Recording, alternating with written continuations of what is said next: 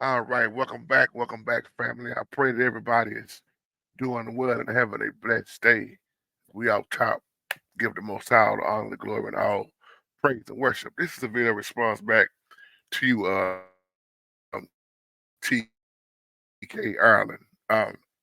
You was talking about the old video I did about banks and the savings accounts, checking accounts, and kind of want to just do this updated video. That's why I want to title this "Banks Don't Want You to Know This."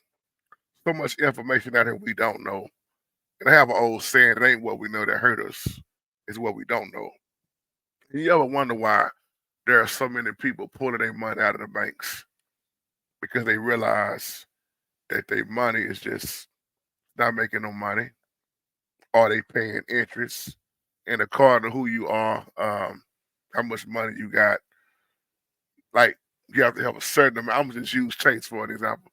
You have to have a certain amount in the savings that you must have where they won't hit you with interest. But if you like, man, struggling, working 9 to 5, let's put it like that. The ones who can't afford it, the longer you leave your money in there, they hit you with that interest and interest. So a lot of people have stopped putting their money in banks because they notice they're not getting nothing in return. The bank is profiting off of them, right? So what they have is these high yield savings accounts.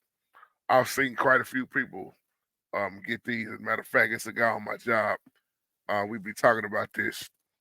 And what you see a lot of them doing is taking their money out of the bank and they getting the high yield savings account and they getting the life insurance policies, right? Because they see that they benefit more off of that. I think on that high yield savings account, you get 5%. So according to who you are, what type of money you have, you can make anywhere from 15,000 to 200 a month off your own money, according to how you got it going. So you see versus leaving it in the bank, that high yield savings account, and them life insurance. But that's why so many people trying to get off of these life insurance policies, or some already got it, you know. And I always say all this stuff is a game, you know, but not wishing nothing bad on nobody, if you pass away or anything, but if you do pass away, your family be taken care of. I know people, man, on my job, they tell me if something was to happen to them, their family already got 7 figures. And I said, you took your money out the bank? Yeah. See, I've been took my money out of the bank. I don't fool with banks no more. And that's another reason I believe why a lot of banks are closing down, because it's a lot of people wising up on what's going on. People tired of their money, I mean, to have to pay interest on your own money. But see, versus with this right here, you benefiting off your own money. You know what I'm saying? You can actually borrow against your life insurance policy. You see what I'm saying?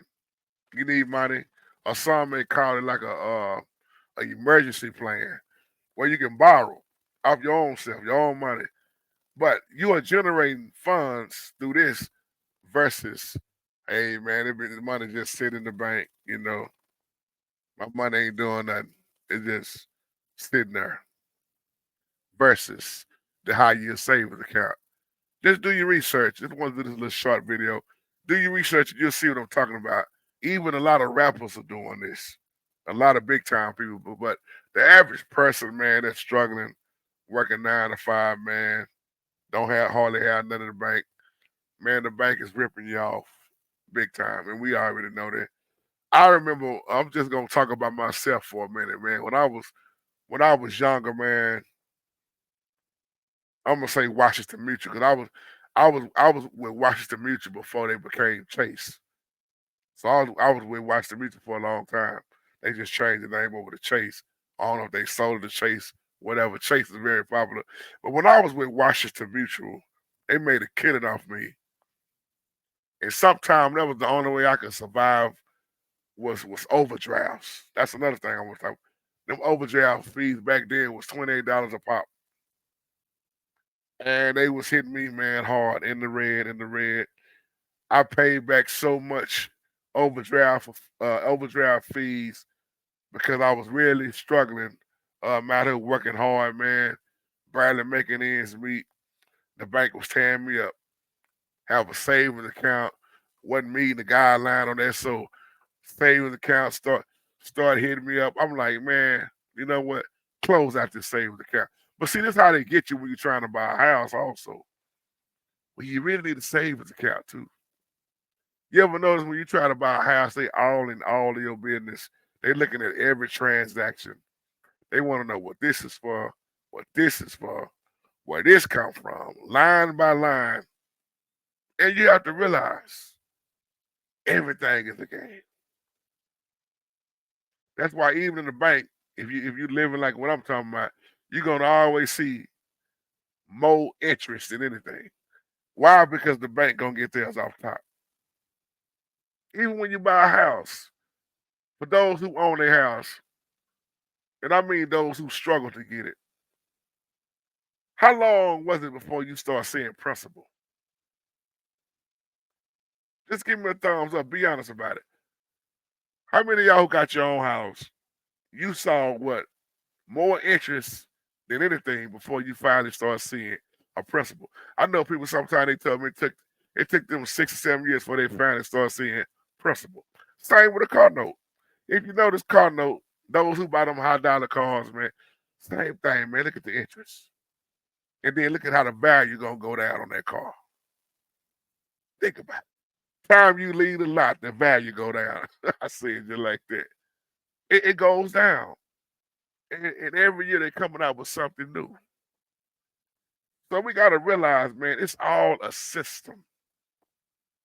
So just think about that and give me your feedback on this. Holla at your boy JT. I'm out. Shalom, family. Y'all have a wonderful, wonderful, blessed day.